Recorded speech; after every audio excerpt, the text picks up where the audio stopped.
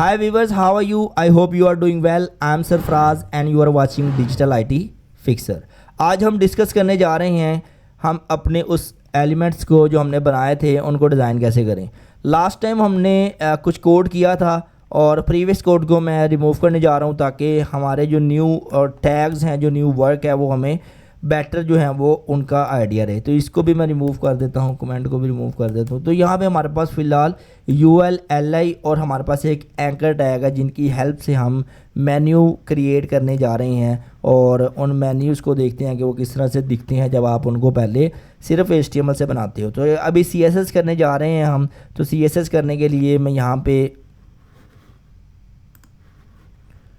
कुछ क्लास दूंगा। क्लास का नाम मैं लिखता हूँ क्लास नेव, क्योंकि ये हमारी एक नेविगेशन बार है और इसको मैं यहाँ पे कॉल करवाता हूँ। तो कॉल करवाने के लिए डॉट नेव कर्ली ब्रेसेस लगाएंगे और यहाँ पे इसको एक डिस्प्ले दे देंगे कि इसका डिस्प्ले फ़िलहाल ब्लॉक ही है। अगर मैं इसको ब्लॉक करूँगा तो आप देखिए कुछ चेंजिंग नहीं आने वाली। तो डिस्प्ले जब भी कोई सेक्शन आप बनाते हैं तो उसका डिस्प्ले बाय डिफ़ॉल्ट ब्लॉक होता है। और यहाँ पे मैं क्या करता हूँ, डिस्प्ले फ्लैक्स इनलाइन कर देता हूँ या इनलाइन फ्लैक्स।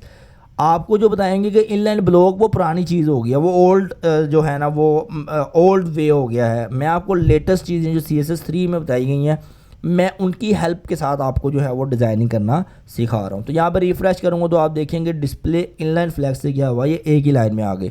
एक ही लाइन में आने के बाद मैं यहाँ पे क्या करता हूँ कि इनमें स्पेसिंग बहुत कम है। तो नेव के अंदर यानी कि जो UL टैग है हमारा, इन दोनों पेजेस को अभी फ़िलहाल क्लोज़ कर देते हैं। UL टैग के अंदर जो एलाइज हैं, तो UL टैग का जो क्लास है वो डॉट नेव है। तो मैं क्या करता हूँ, LI को कॉल करता हूँ जो कि नेव के अंदर है। ये मैंने क्या किया, नेव के अंदर जो एलाइज हैं उनको डिज़ाइन करो। उनको डिज़ाइन क्या करो कि पैडिंग दे दो, पैडिंग दो 20 पिक्सल। लेट्स सपोज यहाँ पे देखिए मैंने 20 पिक्सल पैडिंग दे दी। और यहाँ पे मैं इसको क्या करता हूँ, जो डॉट्स आ रहे हैं डॉट्स रिमूव करने हैं। तो उसके लिए होगा ये, क्योंकि लिस्ट का डिज़ाइन है तो लिस्ट स्टाइल नन। जो UL एंड LI है ना, ये एक लिस्ट है, ये लिस्टीज हैं, ठीक है। UL मीन्स के अनऑर्डर लिस्ट, यानी कि इसका कोई ऑर्डर नहीं है, और LI का मतलब लिस्ट आइटम। ये मैंने आपको प्रीवियस लेक्चर में नहीं बताया। तो आप ये देखेंगे ये इस तरह के दो UL यानी कि लिस्ट बनाने के 2 वेज हैं, एक UL से एंड एक OL से। तो लिस्ट स्टाइल नन करने से पहले आपको इनका डिफरेंस बता देता हूँ कि क्या है, कि आप ये ना समझो कि मुझे हमें बताया नहीं, गाइड नहीं किया। तो लिस्ट स्टाइल नन को कमेंट करते हैं और आप ये देखें यहाँ पे डॉट्स आ रहे हैं, लेकिन यहाँ पे जब मैंने OL यानी कि ऑर्डर लिस्ट से बनाया तो यहाँ पे 1 2 3 4 5 6 आ रहे हैं। तो ये चीज़ें हैं कि यहाँ पे आप इनको, और जहाँ पे आपको नंबरिंग की ज़रूरत है या जहाँ पे आपको ऑर्डर लिस्ट की ज़रूरत है आप OL यूज़ करो, जहाँ पे आपको अनऑर्डर लिस्ट की ज़रूरत है वहाँ पे आप UL यूज़ कर लो। उसके बाद हम क्या करते हैं, इसको रिफ़्रेश करते हैं। तो आप देखेंगे जैसे ही मैंने लिस्ट स्टाइल नन किया तो ये डॉट्स यहाँ से हमारे रिमूव हो गए हैं, बिल्कुल ऐसे ही है। अब क्या होगा कि हम इसको एक बैकग्राउंड कलर देंगे नेविगेशन पूरे को। तो हम एक बैकग्राउंड कलर दे देते हैं, background colour let's suppose black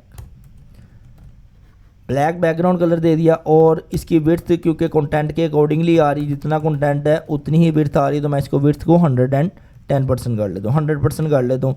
अब आप देखें टॉप से थोड़ा सा मार्जिन आ रहा है, लेफ्ट साइड से थोड़ा थोड़ा मार्जिन आ रहा होगा। तो इन मार्जिन को कैसे ख़त्म करना है मैं आपको प्रो लेवल की टिप्स दे रहा हूँ जो कि हम प्रोजेक्ट्स में बनाते हैं। तो आप यहाँ पे एक हाइफन लगाएंगे, स्टार लगाएंगे, स्टैरिक लगाएंगे, जो कि जिसका मतलब होता है ऑल टैग्स को ये इम्प्लीमेंट हो। तो पैडिंग बाय डिफ़ॉल्ट जितनी भी होती है वो 0 कर दो और मार्जिन जो है जितना भी है वो 0 पिक्सल कर दो।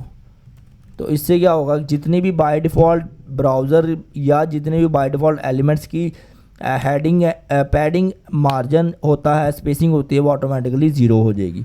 तो ये जब भी आपने कोड स्टार्ट करना है तो ये मस्ट आपने स्टैरिक लगा के पैडिंग मार्जिन 0 कर देनी है। अब यहाँ पे आप देखेंगे, मुझे आप देख रहे होंगे कैसे हम UL LI टैग्स को बेटर वे से डिज़ाइन कर रहे हैं। अब मैं इसे कहता हूँ कि जो नेविगेशन के अंदर LI है उसके अंदर जो एंकर टैग्स हैं उनको कलर वाइट कर दो। लेट्स सपोज ये देखें आप वाइट हो गए।